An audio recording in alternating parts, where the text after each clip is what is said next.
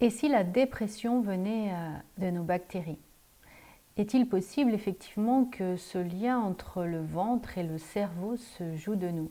Et surtout, est-il possible que notre dépression vienne de notre ventre? Bonjour à tous, je suis Véronique Chaput, sophrologue praticienne en hypnose, thérapie brève et énergétique. Aujourd'hui, j'avais envie de vous parler du ventre, notamment en lien avec la dépression.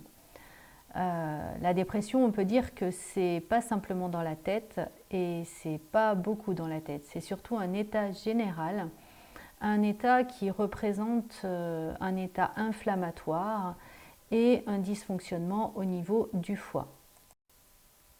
Normalement, nos bactéries nous protègent, c'est-à-dire qu'elles doivent se réguler les unes les autres et ce doit être une protection contre les envahisseurs, par exemple les virus, les pesticides.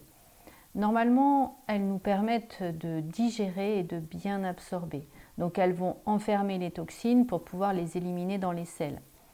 Et l'idée, effectivement, c'est qu'à un moment donné, on puisse se détoxifier. Et puis le rôle de notre muqueuse intestinale, c'est de nous permettre d'avoir de bonnes cellules immunitaires. On peut même dire que l'immunité est à 85% au niveau de notre ventre. Alors bien sûr, que se passe-t-il quand notre ventre dysfonctionne? Et à quel endroit notre ventre peut-il dysfonctionner? La première question à se poser, c'est comment allez-vous? C'est-à-dire comment allez-vous à la selle, bien entendu.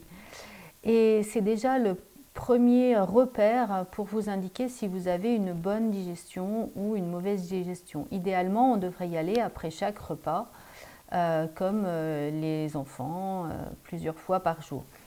Effectivement, peut-être que de notre part sédentaire, nous y allons plus qu'une seule fois par jour. En tout cas, observez, regardez la qualité, la quantité, la couleur, les odeurs de vos selles pour vous permettre de savoir comment vous digérez. Et la digestion, elle commence déjà au niveau de votre bouche. Effectivement, dans la bouche, on va avoir des milliards de bactéries et on va voir si l'équilibre est là par l'aspect de votre langue. Est-ce qu'elle est fondue? Est-ce qu'elle n'est pas fondue? Est-ce qu'elle est plutôt avec des couleurs qui ressortent, du blanc, du marron? Est-ce qu'elle est bien rose, brillante? Est-ce qu'il y a des petits boutons? Et puis au niveau des gencives aussi, est-ce que vous saignez des dents, des gencives? Est-ce que vous avez les dents qui se déchaussent?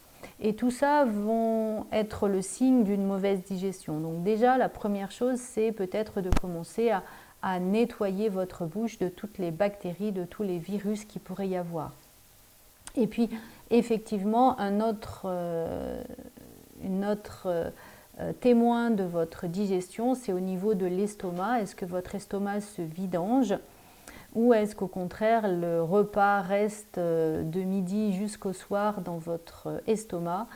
Et là, c'est peut-être le moment de vous inquiéter.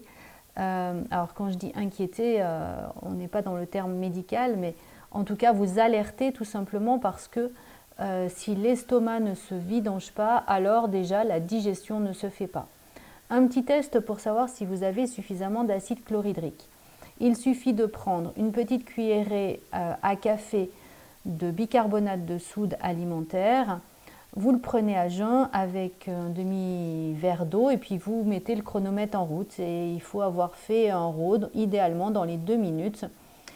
Si c'est entre 2 et 5 minutes, renouvelez le test parce qu'il y a de fortes chances que vous soyez un petit peu en manque d'acide chlorhydrique. Et puis si au bout de 5 minutes, il ne se passe rien, ben, il y a une grosse suspicion que votre acide chlorhydrique n'est pas suffisant. Pourquoi? Peut-être parce qu'à un moment donné, vous avez eu des brûlures d'estomac. Ces brûlures, souvent on va voir le médecin et le médecin nous dit ben, on va prendre des antiacides. Alors on prend des antiacides, l'estomac perd sa capacité à pouvoir désinfecter, détériorer les aliments qui se trouvent. Donc des bactéries vont pouvoir passer dans l'intestin grêle et le coloniser. Effectivement aussi, vous avez des bactéries comme les hélicobactères qui vont proliférer au niveau de la muqueuse. Alors on voit les ulcères qui sont liés à ça. Et c'est vraiment important de pouvoir désinfecter son estomac parce que les personnes qui sont dépressives ont souvent un problème au niveau de l'estomac. Donc si je prends des acides alors que j'ai des brûlures, qu'est-ce qui va se passer? Eh bien, mes microbes augmentent, ils vont se coller au niveau des parois, les selles vont commencer à se déformer, à être plus ou moins stables.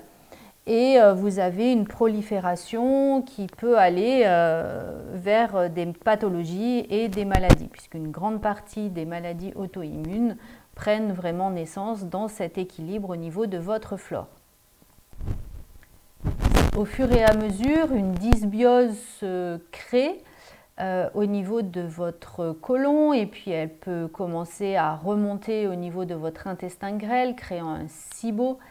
Et puis vous allez peut-être voir apparaître une candidose avec un excès par exemple de sucre et cette dysbiose va augmenter l'inflammation. Et votre foie ne va plus pouvoir générer tous ces microbes, ne va pas pouvoir épurer, vous allez avoir une baisse du tryptophane. Et donc effectivement, plus l'inflammation sera présente et plus l'effet dépressif sera présent. Certaines périodes, comme la ménopause, va faire une baisse au niveau des œstrogènes, donc une baisse de la vidange gastrique qui habituellement est favorisée par les œstrogènes, et ainsi pouvoir augmenter l'inflammation. Et votre estomac va quémander la réparation, c'est-à-dire que plus vous allez être stressé sur cette période-là et plus vous allez augmenter l'inflammation. Donc la dépression est bien au niveau de l'estomac. Et c'est déjà important de pouvoir favoriser cette vidange de l'estomac, peut-être par de l'acide chlorhydrique, HCl, que l'on peut acheter en complément alimentaire. Vous pouvez favoriser également cette vidange avec une demi-cuillerée de sulfate de magnésium plutôt le soir. Et faire attention aussi à un aliment qui est très en vogue, qui s'appelle le curcuma, mais qui va ralentir cette vidange. Donc il faudrait pouvoir prendre du curcuma quand on a déjà une bonne vidange, en tout cas du tube digestif et de l'estomac. Donc l'idée c'est qu'avant de prendre des antidépressifs, antidépresseurs, moi je vous inviterai vraiment à prendre soin de votre tube digestif parce que c'est vraiment la meilleure façon de vous tenir en bonne santé. Pensez à détoxiquer votre foie, peut-être avec des algues, de façon à ce que votre foie puisse vraiment éliminer. Et tant que le foie ne fonctionne pas au top, évitez par exemple tout ce qui va être gluten, évitez tout ce qui va être produits laitiers qui va favoriser.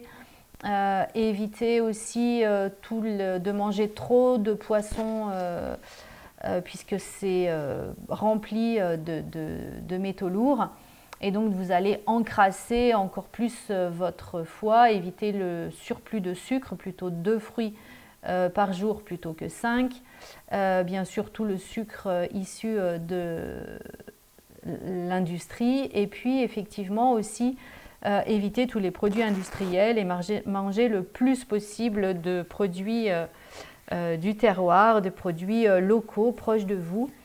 Et puis utilisez aussi peut-être un jus de légumes en entrée. Et puis prenez des bains de soleil, même si aujourd'hui c'est un petit peu raté. Voilà, donc j'espère que cette vidéo vous aura alerté et vous fera penser un peu plus à prendre soin de votre tube digestif.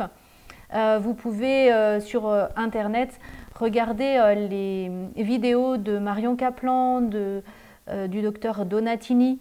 Vous pouvez aussi regarder les informations de Natasha Campbell avec son régime GAPS, FODMAPS.